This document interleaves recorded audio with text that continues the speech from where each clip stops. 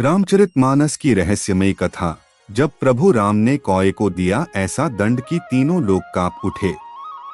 यह घटना वनवास काल की है। एक दिन श्री राम और सीता चित्रकूट में बैठे थे।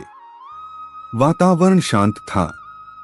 तभी देवराज इंद्र का पुत्र जयंत कौए का रूप धारण करके वहां आया। उसके मन में अहंकार आ गया। उसने सीता माता के चरण में अपनी चोंच से प्रहार कर दिया। माता सीता के चरण से रक्त की बूंद निकल पड़ी। यह देखकर श्री राम ने एक सूखी सींग उठाई और उस पर मंत्र शक्ति का प्रयोग कर दिया।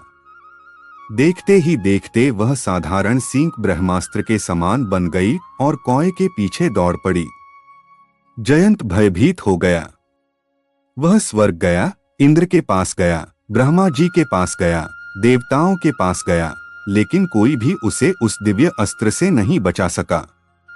तीनों लोकों में भटकने के बाद उसे समझ आया कि प्रभु के अपराध से बचाने वाला कोई नहीं है।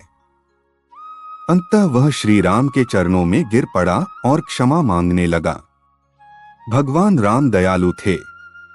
उन्होंने उसका प्राण तो बचा लिया, लेकिन ब्रह्मास्त्र को निष्फल भी नहीं होने दिया।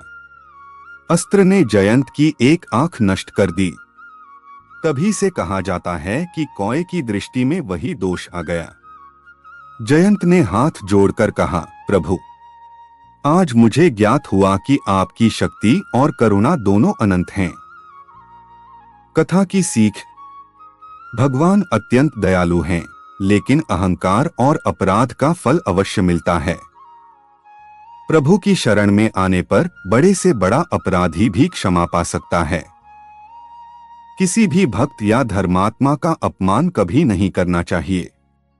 एक साधारण सींग कैसे ब्रह्मास्त्र बन गई? और क्यों इंद्र का पुत्र पूरे ब्रह्मांड में छिपता फिरा? यह कथा सुनकर आप भी प्रभु राम की दिव्य शक्ति को प्रणाम करेंगे।